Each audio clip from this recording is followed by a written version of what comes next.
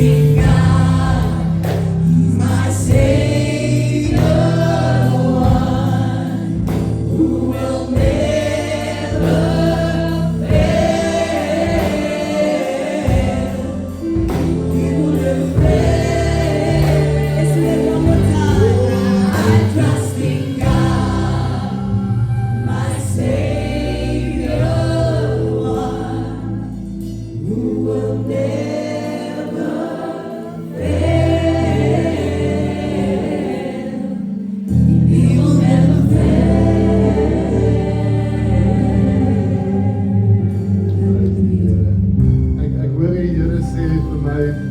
Dit is onmoontlik vir hom om ons te faal. It is impossible for God to fail us.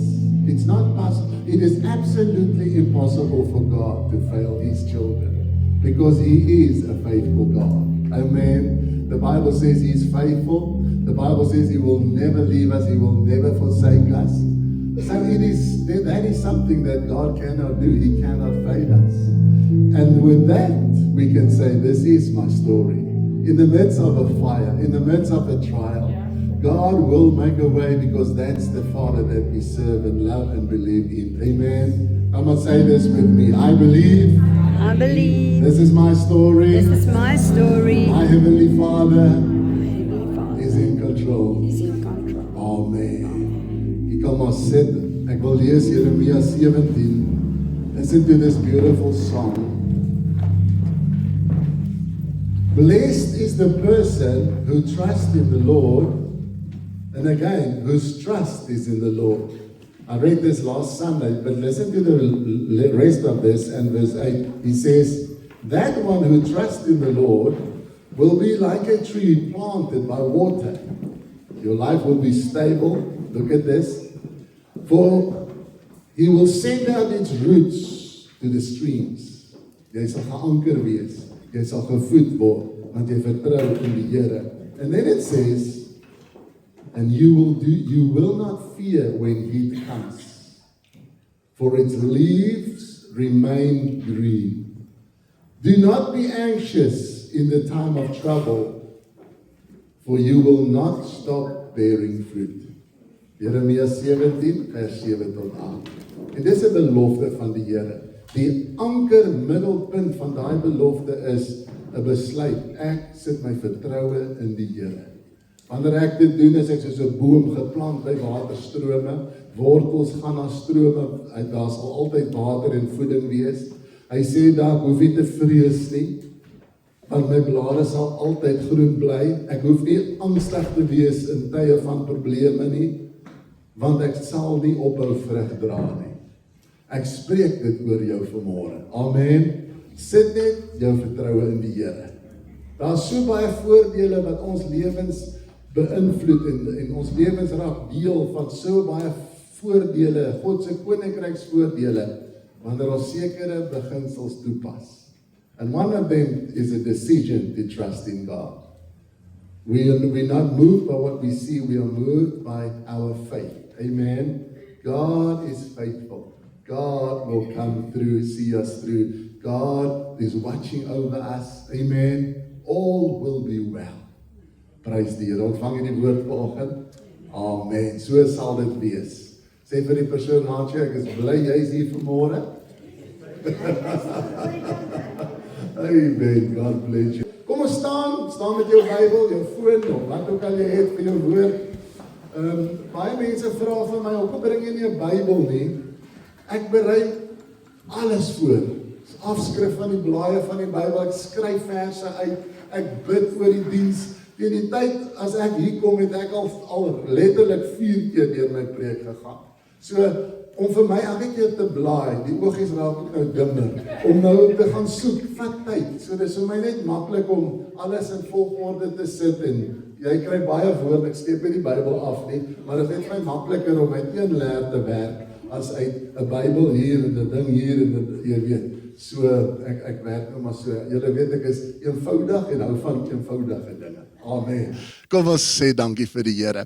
Father, this day we celebrate each one in this room. We thank you, Father, for your love, your grace, and your presence in our lives. We celebrate the ascension of Jesus. Today as we study the Word, we open our hearts to receive what you have for us. Oh, Father, that we will see with eyes that you have given, spiritual eyes of the wonderful things that is to come. I pray your blessing on each one. Here, u woord sê, as ons u koninkryk eerste stel. Mense het gekies om vanoggend hier te wees, om die koninkryk eerste te stel, dan sê u sal u vir ons al die dinge wat ons nodig het byvoeg. So Vader, ons dankie. Ons is nie hier om te soek, om te ontvang nie, maar ons is hier om u te soek, u eerste te stel, en daarvoor is ons dankbaar. Ek vra u seën, u vrede op elke hoorderlus hierdie oggend, en ons maak ons harte oop om te ontvang wat u vir ons leer, in Jesus naam, amen. Baie dankie. You may be seated. God bless you. So today we celebrate ascension, hemelvaart. En ek vra die vraag, waarom het Jesus opgevaar hemel toe? Wat doen hy in die hemel? Dit is goeie vraag. En daar is 'n spesifieke doel waarom Jesus moes opvaar, en daar is 'n spesifieke rede waarom hy in die hemel nou is. So, ek gaan vir jou wys wat die woord sê aangaande hierdie vraag, en ons gaan dit deur die woord beantwoord. Amen. Maar kom ons lees eers daai dag hemelvaart uit die woord uit wat gebeur het. Handelinge hoofstuk 1, vers 9 tot 11. In vers 8 praat die Here en hy sê, maar wag vir die Heilige Gees, volgende Sondag is Pinkster, en ek gaan leer oor die werk van die Heilige Gees in jou en my lewe. En dan sê hy, want julle sal krag ontvang wanneer die Heilige Gees oor julle kom, en julle sal my getuie wees. Oral waar julle gaan, sal julle van my vertel. So die Heilige Gees help ons daarmee.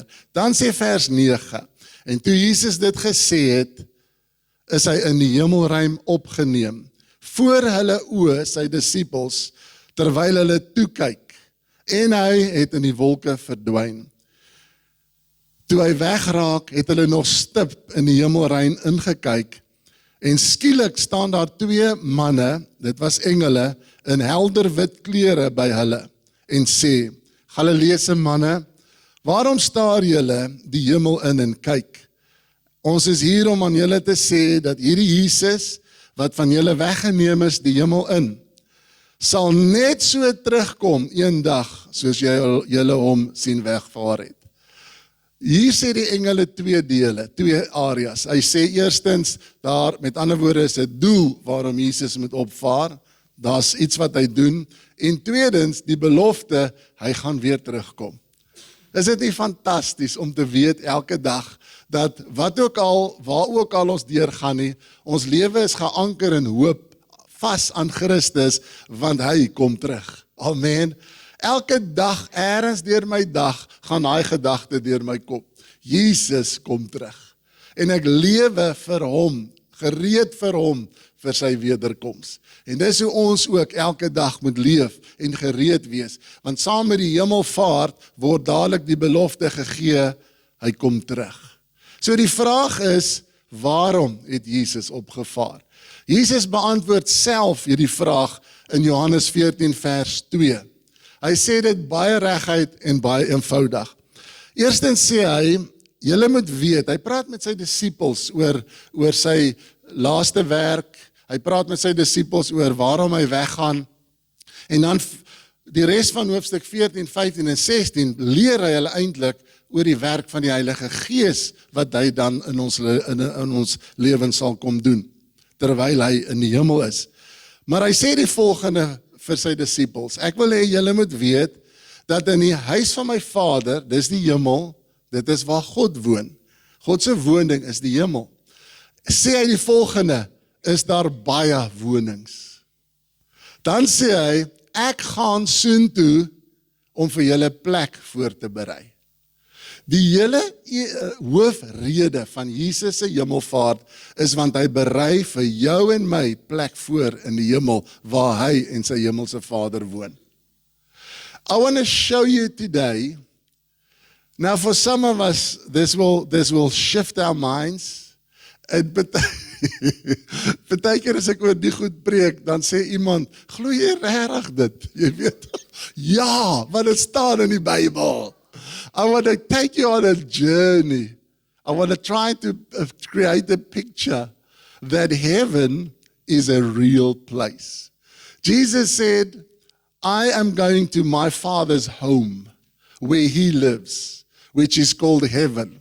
It is a real place. There are cities, there are mountains, rivers. It is a place where people do eternity in.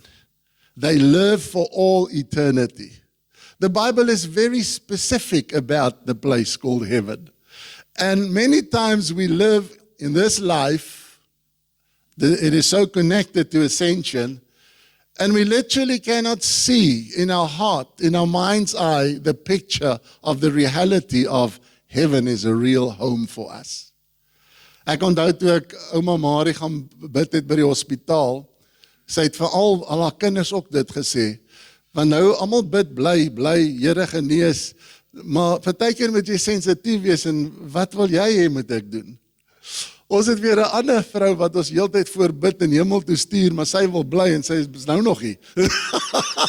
Letterlik. Elke keer draai sy by die dood om en sê, Here, ek gee haar gees in die hande, Lord, we release her. Is nou al weer 5 maande later en sy gaan nog steeds aan, nou eet sy al chops, nou tel sy weer gewig op. Ek vra vir Tannie Marie, waarvoor wil jy hê moet ek bid? Sy sê, ek wil huis toe gaan. We all have a heavenly home in heaven. Jesus went with this one purpose, to prepare our homes. He is called God, our Heavenly Father, is referred to as the Creator. Do you know what that is? He's a builder. He's an architect. He is constantly building, constantly creating. And heaven is more real than our own homes on this earth. Heaven is more real than the feelings below our feet as we walk on the surface of this earth. Heaven is a real place with buildings, with streets, with rivers, with mountains. It is similar to the earth, but in perfect divine beauty. It is sometimes even further than what we have experienced on earth. And I will talk to you about that. Jesus said to his disciples, he says, if I tell you about the earthly things, he brought the kingdom. He said, so that the kingdom, I came so that I can give you the kingdom. And there are many things that he mentioned and taught them about the kingdom principles. And it was hard for them to believe. Jesus said, if I tell you about the earthly things concerning my kingdom on earth, and you do not believe, he said the following, how will you believe me if I teach you and tell you about the heavenly things? So there are a lot of things that we will discover in heaven for the first time one day. For instance, in heaven, we don't need atmosphere. Ons het nie suurstof nodig om te leef nie. Daar's ook nie op in die hemel soos op die aarde swaartekrag nie. In heaven you'll be able to go into rivers under the lakes and it won't harm you. In heaven you'll be able to go up in the air, exactly what Jesus did, ascension, and nothing will happen. So there are many things that he teaches and that he shows in the Word. We're not familiar with that, and what happens is your brain blocks it out. So I'm going to take you on a journey, why Jesus was ascended, and the Word says, so that I can build you a home. Do you know that you have an address as child of God in heaven waiting for you? Do you know that Jesus, with some of the angels, not all the angels do the same work, are builders. They build. And the Bible says exactly what they are building with. So while we still live on the earth, you know, they're building something for us, a home up there, which is our eternal home with God. Hier op aarde, veral in die Kaap, die eiendom is so duur, ons werk so hard om 'n huisie af te betaal, maar in die hemel gaan ons dit nie koop nie, dit gaan aan ons vir ewig gegee word eendag. Een van Thelma se kleuterskool seentjies het eendag 'n droom gehad en hy sê vir haar, teacher, I was in heaven last night in a dream and I saw Jesus building homes. And you know what? Nobody pays for it. He gives it away for free. Ek hou daarvan om boeke te lees van mense wat al ervaar het hoe die hemel lyk en dan wat die Here aan hulle openbaar het. En dis Bybels, net soos die Here vir Paulus, hy sê ek was in die 3de hemel en ek het dinge gesien en hoor, en Paulus sê van die dinge mag ek nie eens oor praat nie, want hoe gaan 'n mens dit begryp en beskryf, want ons kan nie dit met ons menslike verstand verwerp nie. So I'm telling you, when we arrive in heaven one day, it's going to take us maybe 100 years or so just to walk around and say, kyk daar, kyk daar, kyk daar. Dis hoe jy weet, as iemand van Transvaal vakansie hou hier, die kyk daars. Dis hoe ek en jy in die hemel gaan wees eendag. Ons monde gaan oophang van die mooi en die kreatiewe argitektuur, van die bome, van diere, net om engele, God se wesens te sien eendag. Daar's engele wat in die oorlog weermag van die Here is. Ek lees in daai een boek, toe Michael, wat hoof is van die weermag, oor hulle vlieg in 'n area waar die engel om die hemel gewys het, en ek gaan jou wys, dis wat die engel het vir Johannes ook dinge gewys in Openbaring. Daai engel is so magtig, dat die grond waarop hulle gestaan het so gebewe, soos hy daar oor hulle beweeg. En ons gaan net staan, we will just stand in awe at all of what God has created. It is real. Dit is 'n fisiese plek. I'm also going to show you where heaven is. Did you know the Bible says exactly where heaven is? I just love the plain, practical description that the Bible gives about these things. So, Jesus said, I am going so that I can prepare a home for you. So while we are doing our lives here, they are building, they're preparing. He's building your house, amen? And it's going to be a beautiful house, and it's going to be your permanent home with our Heavenly Father. It's going to be amazing to see what God has prepared for you.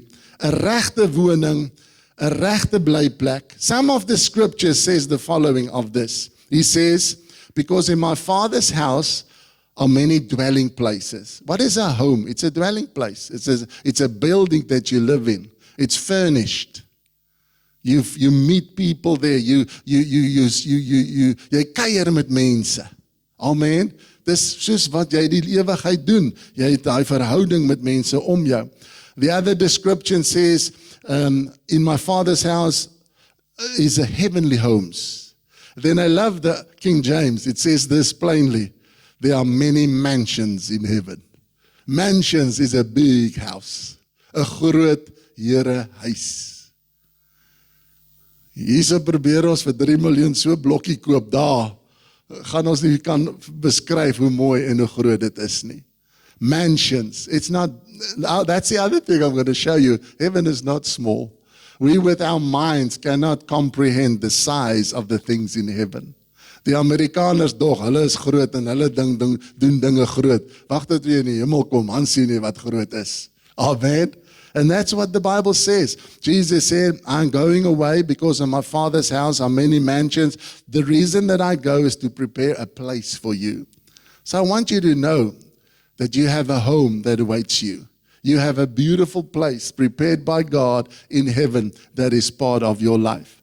It is wonderful as you read through Scripture how God, from the beginning of Genesis, made mention of this heavenly home throughout, even to the book of Revelation.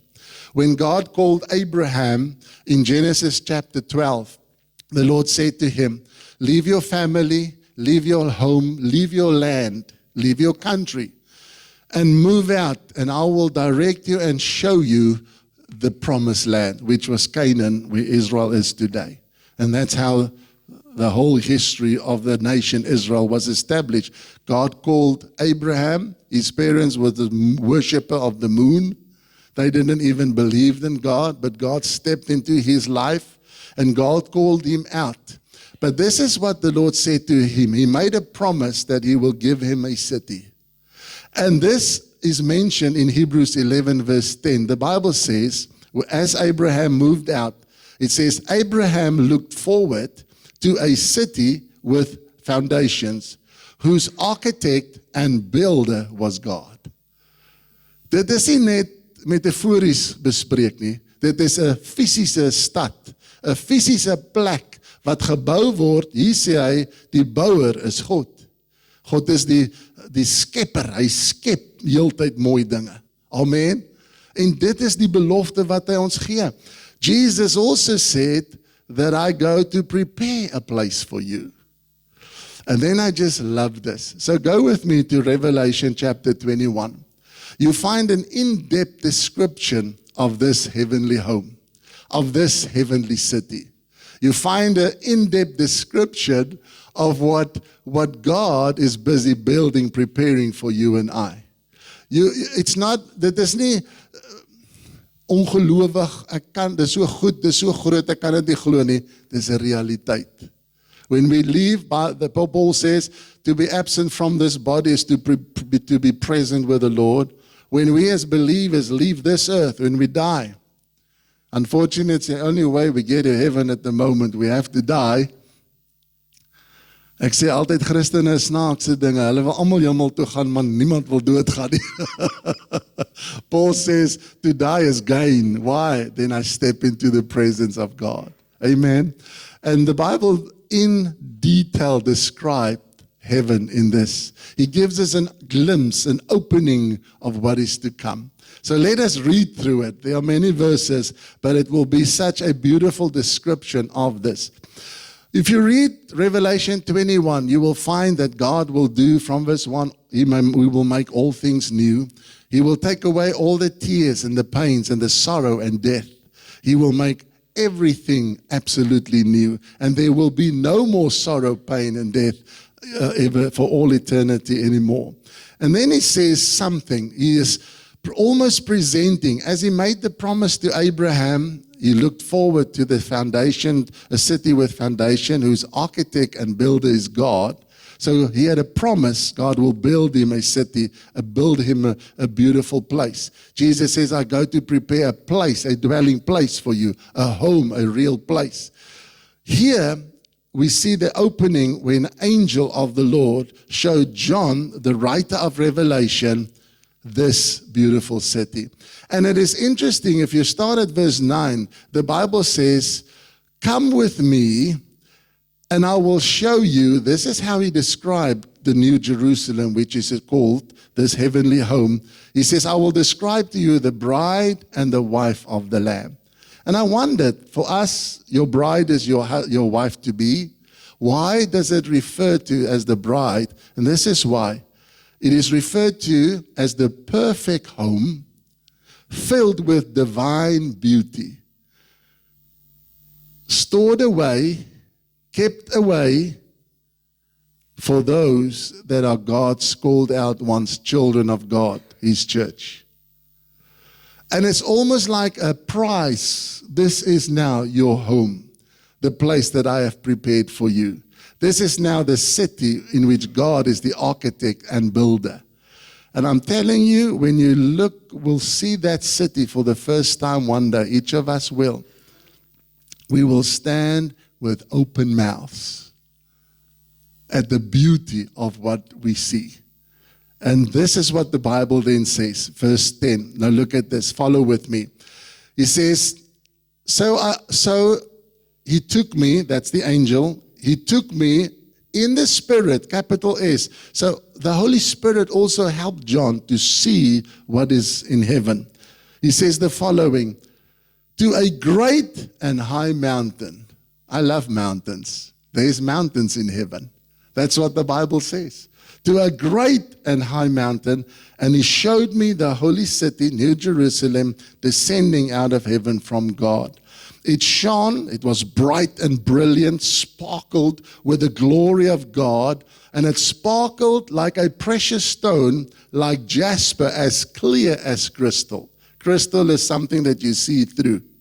Sparkling, the glow of the colors, God's self, His light shining out of that beautiful city. The Bible says, verse 12, the city had a wall that was broad and high, with 12 gates guarded by 12 angels. And the name of the 12 tribes of Israel were written on those gates. There were 3 gates on each side. Very specific. Listen to this. The east, the south, the north, and the west. And the wall of the city had 12 foundation stones, and in them were written the names of the 12 apostles of the Lamb. The angel who talked to me held in his hand a gold measuring stick that measured the city and its gates and its walls. Now listen to this. When he measured it, it was in a square. It was as wide as it is long. In fact, it had the length, the width, and the height, each side of 1,400 miles. Nou in kilometers, ons dink in kilometers, dit is 2,260 kilometer, net een stad se grootte in die hemel. As jy by Beitbrug tot in Kaapstad wil ry, dis 1,980 kilos. So een stad kan nie eers in die hele Suid-Afrika inpas nie. That's how big our God is. This is in the Bible. And then it says, and I measured the wall of the city, and I found to be 216 feet thick. Ons dink 'n meter, 66 meter dik is net die muur om hierdie stad. 66 meter is net die breedte van 'n muur. Kyk die grootheid en die grootte waarmee God bou. And then the Bible says, verse 18, the wall was made of jasper, and the city was pure gold, as clear as glass. The most pure, the purest form of gold, they say, is like glass. You see through it. The gold, the yellow that we have on earth is because of impurities in the metal. But the purest form of gold is like glass. You see through it. The Bible says here, the whole city was pure gold, as clear as glass. 'n hele stad gebou met goud, so suiwer. Ek wil vir jou sê, die Here wat ons dien, hy is baie ryk. Hy het baie. Die Jesus wat ons in glo, hy is baie ryk koning. Hy bou sommer 'n hele stad uit goud. Hallo, dis wat ek vir jou sê, nou gaan ons breintjies tilt. But it staan in die Bybel, and I made up my mind, I'm going to believe it. Amen? Because it's the word of the Lord right here. He says then, verse 19, and the wall of the city was built on the foundation stones. That is the building material. In a moment I will show you the beauty of the stones. Just hold a minute. It says there, and the first stone was jasper, then there was sapphire, then was agate. Van die name kan ek nie lekker uitspreek nie. There was emerald. Another place in the Bible, it says there that the rainbow around God's throne is the color of emerald. It's a greenish, shining color. We'll show you in a minute. He says, and there was chrysolite. This is all the building materials. Like we use bricks, cement. Hulle bou op 'n ander level in die hemel, né? And it says there, beryl, topaz, chrysoprase, in. Show us that picture quickly. Look at this. Waar kan ek nou laat almal dit mooi sien? Daar kan ons nou sien hoe jasper, sapphire, agate. Kyk hoe mooi is daai stene. Emerald, onyx, carnelian. Dis die boumateriale van die stad wat pure goud is. Chrysolite, beryl, topaz. Imagine jy bou 'n huis met daai tipe boudinge, fondasiestene. Parel, goud, dit is aardse goud wat geel is. Goud in die hemel is deurskynend.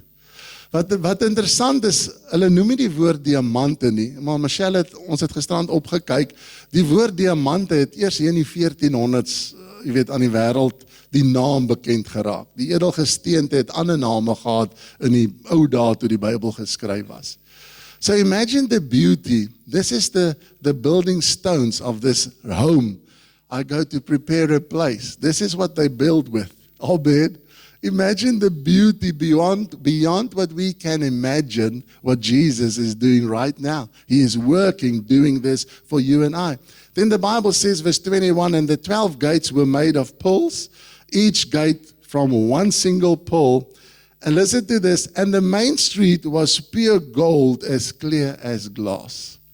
Jy gaan uit vir 'n loopie om bietjie oefening te doen. Jy het dit nie nodig nie om bene bietjie te rek in die hemel. Jy loop op pure goud. So ver as wat jy kyk is goud. Toe ons op die toer in Efese was met die kerkleiers, daar loop jy op marmer, in die hemel loop ons op goud. And that's what the Bible says. That's a description of this beautiful place. And then it says, I saw no temple in this city, for the Lord God Almighty, God Himself, and the Lamb, Jesus Christ, was its temple. And the city had not even need of the sun and the moon anymore, for the glory of God illuminates the city, and the Lamb is its light. Nou kan ek sien, die Bybel sê oralste, dat hierdie goud is deurskynend. Daai mooi gesteentes, daai mooi kleure. Nou, elke een van daai stene kom in verskillende kleure ook nog voor. Elkeen het 'n ander verskeidenheid van kleure. 'n Stad gebou met daai materiale, met God se lig wat skyn, die refleksie en die skyn en die sprankel wat deurkom na daai stad toe en uit daai stad uit. Dit is so mooi. Ons het nog nie eers so iets met ons oë gesien nie. I go to prepare a place for you. God is the architect and the designer of our heavenly homes. And that's what Ascension is all about. En jy wonder, hoekom vat Jesus 2000 jaar om terug te kom? Kyk net wat bou hy. Die wag gaan die moeite werd wees. Amen. When we get there. And I want to say this again, on the words of Christ. In my Father's house are many, many homes. You have a heavenly home address. They are waiting for you. They are maybe still preparing, still putting in things into it. I want you to know that when we leave this old earth behind, we will go to meet Jesus, and they will introduce us to our heavenly address, where we're going to stay. It is said that each one has their own home. Each one. Amen. So, loof die Here daarvoor, vir daai belofte. Dit is 'n tasbare realiteit, en dis wat hy hierso vir ons sê. And then I saw the city, verse 23, and the city had no need of the sun, and God illuminate the city. And then let's go down to chapter 22, because I want to show you something else that we see from the Bible that is in this heavenly home.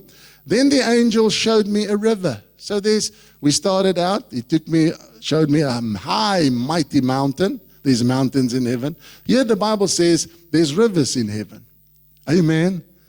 Beauty beyond what we can comprehend. If you love nature, it will be 1,000 times more beautiful in heaven.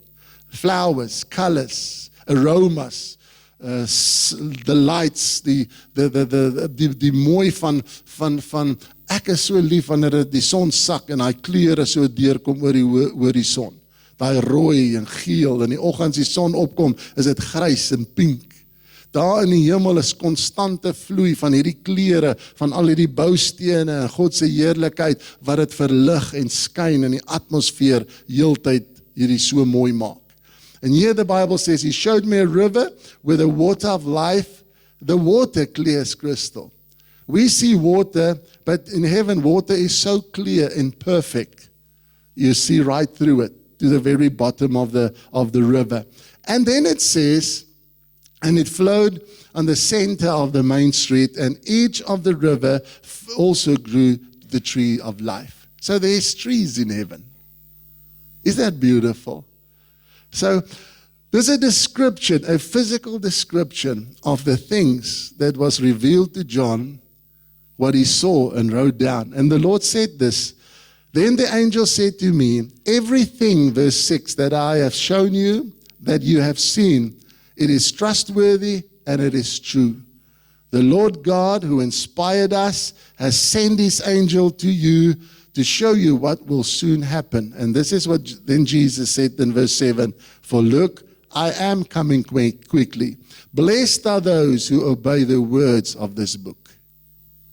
So he is coming, and his reward that is with him is this beautiful place that he is busy preparing for you and I. And he says, I'm coming quickly. So the best thing we can do as children of God is to live for him at all times. There's waiting a beautiful reward for us. Amen. And it's so beautiful and it's so worthy to do that. En nou sê die Bybel vir ons presies waar die hemel is.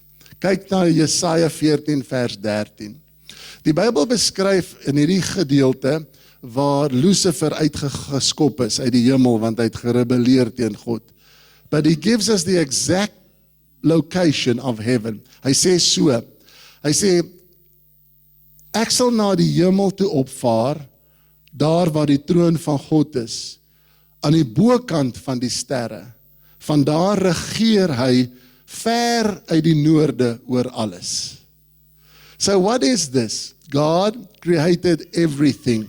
The galaxies, the beauty, the sun, the earth, nature, animals. He placed you and I on it. And then he calls us the crown of his creation. That's how valuable you are as a child of God. And above all that he has created, he does not live in that, in his physical form. He is spirit and he is all over. He is the same. He is also all over at the same time. God is spirit. But in the physical form, so to speak, God sits on his throne in his heavenly dwelling, heaven, the place that I just described. His throne is also there. The Bible says, on the furthest side of the north of everything, that is where heaven is. And he rules and reigns over all that he has created, which is down under him. Amen. So die hemel is op, die hemel is noord. Ons is so 'n bietjie suid, het jy agtergekom, Suid-Afrika. Jy gaan so om die aarde in noord. As jy baie ver kan gaan van daar af, gaan jy fisies by die hemel uitkom. But we cannot, in this body, cannot do that. That's why one day we will receive a heavenly body. So the heaven is described in this place. It is north. What is the other thing why Jesus had to go up to heaven? It says there, Romans 8:34, Christ Jesus died for our sins. He was raised to life for us. He ascended on high. And he is now sitting at the right hand, at the place of honor of God's right hand, even interceding for us. Can you believe that? Yes, you can. Right now, Jesus in person is praying on your behalf to our Heavenly Father. That's how valuable you are. And the Bible says he is seated at the right hand of God. This is very significant, this position of being seated. This means that he has supreme authority over all, that he has the highest honor of all, and that he has the greatest victory following his resurrection in the moment that he is in. He has completed his earthly mission. He died on the cross. He was rose to life again, and he was ascended on high. And now he reigns as King of Kings and Lord of Lords over all creation alongside his Heavenly Father, our Heavenly Father. Amen. And his name is above all names. In Philippians 2 from verse 8 says the following, he, Christ, humbled himself in obedience to God. He died a criminal death on the cross. Therefore, God has highly exalted him to the place of his own right hand, the highest honor. Now look at this. And he gave Jesus a name which is far above all other names, that at the mention of his name, every knee will bow. Now look at this, in heaven, on earth, and under the earth. The name of Jesus, his authority is so high. It is the highest authority in heaven, the highest authority on earth, but also the Bible says under the earth. What are they talking about? That's hell. Under the surface of the earth, that's where hell is located, in the center of the earth. It says there, that is where the evil spirits, the fallen angels, that's their home. They also have a dwelling. I'm telling you, it's hot there. The Hebrew word of under the earth refers to Sheol or Hades, which is another name and department, so to call, of hell. And then it says, even there, the name of Jesus, He is even there, King of Kings and Lord of Lords. And then it says, and every tongue will confess that Jesus Christ is Lord, to the glory of God the Father. He was not just raised to heaven, ascended, so that He can prepare a place for us, but it was also to restore His honor. He came, He was the Son of God before He was born on the earth. He came the first time to die for you and I, and everyone who believes in Him will receive eternal life. And He's coming back again to rule as King of Kings and Lord of Lords over the earth. The Bible talks, next Sunday is Pentecost, and then I'll talk on the Holy Spirit. But the following Sunday, the Bible talks that Jesus is coming back for 1,000 years on this earth where we live right now, to rule over it all in person. I'm going to show you from Scripture, step by step, what the Bible says, what it's going to be like. Have you ever wondered about that? We wonder about heaven, we wonder about death, we wonder about these things. But what is going to happen on earth in the millennium reign, which is 1,000 years, where Christ will rule and reign physically on this earth?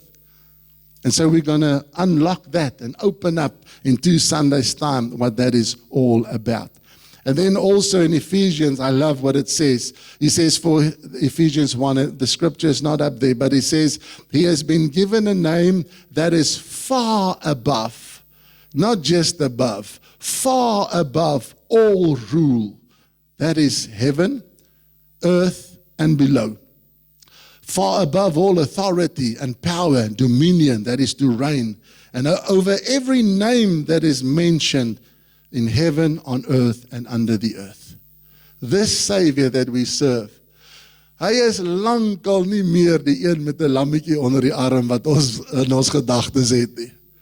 Hy regeer, hy's koning in krag en mag. God het hom verheerlik en opgelig vir sy werk wat hy vir jou en my gekom doen het op aan die kruis op hierdie aarde. En daarom is dit vir jou en my maklik om 'n besluit te maak. Ek sal hom dien, ek sal hom volg. Remember, he said then, he also mentioned in Revelation 22, where we end off, he says, I am coming quickly. Luister, ons sit gister by die manne ete. Nou, ek raak nou volgende jaar 60, en dan van die manne is 70, van hulle gaan 80 se kant toe, en almal is verbaas hoe gou die lewe gegaan het. Hallo? Die Bybel sê ons lewe is soos gras of 'n blom wat vinnig opkom en vinnig verwelk en dan is dit verby.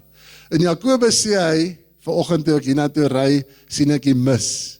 Hy sê ons lewe is soos die mis wat voor die son verdwyn. Die lewe gaan gou verby. Maak seker dat jy Jesus dien.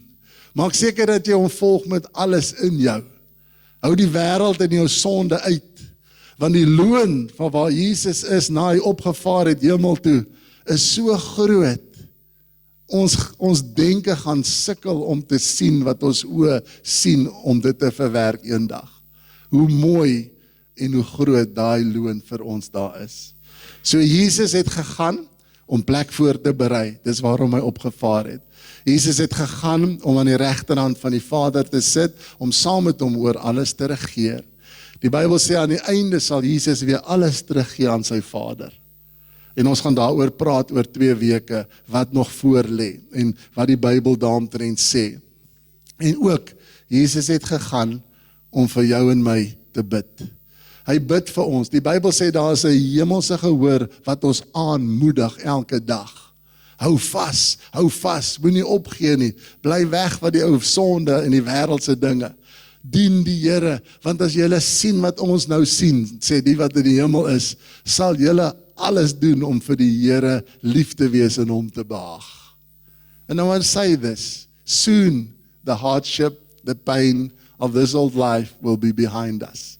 Soon and very soon we'll see him face to face. So baie van ons, ek dink, miskien is oom Joriaan daar in die lande van die hemel besig om te kyk hoe die boere en die plantstories daar werk dan nie. Hy loop daar rond en bekyk alles. En wanneer ons daar kom en ons geliefdes wat voor ons is, gaan hulle ons op toere vat en sê, kom kyk, kom kyk, kom kyk. Amen. Sien jy dit? Ontvang jy dit? Amen. Kom ons staan saam. Baie dankie. Ek wil hê jy moet saam met my, die Bybel sê as ons Jesus met ons mond bely en in ons hart glo, sal ons gered word. Sluit net jou oë en sê hierdie gebed saam met my. Sê, Hemelse Vader, say this, Lord Jesus, I receive you as my Lord and Savior. I believe in you. Thank you for the work on the cross. Wash away my sins and fill me with your Spirit. Amen. Vader, ek bid vir elke persoon in hierdie huis, in hierdie kamer. Lord, I pray that your presence and just give us dreams about the beauty that is to come. Lord, I pray that we will have hope to serve you and follow you with everything in us, every fiber of our being. I pray your blessing on each hearer, every person here today. Ek bid dat die vrede van ons Here Jesus Christus, dat die liefde van ons Vader, die gemeenskap van die Heilige Gees met elke een gaan in hierdie week. And we just thank you, Lord, for what you have prepared. You go so that you can prepare things, build things for us. And thank you for the beauty of what we have seen and studied today. And we believe it, Lord. Here, dankie dat ons ook net bietjie kan droom oor hierdie dinge en in ons gedagtes laat gaan en net visualiseer soos 'n dagdromer van die mooi dinge wat U vir ons voorberei. Maar Here, ons is nog op aarde. Help ons om hard te werk, help ons om getrou te wees, help ons om ander mense te beïnvloed vir U koninkryk ook, is ons gebed. En nader aan U te bring elke dag vir daai om ons is ook ons gebed in Jesus naam. Seën elkeen is my gebed in U wonderlike naam. Amen. Thank you, family. Have a wonderful Sunday. We love you. Remember 4 o'clock sharp. We'll start with a course. And also remember to invite someone with you to next Sunday service. God bless you. Have a wonderful day.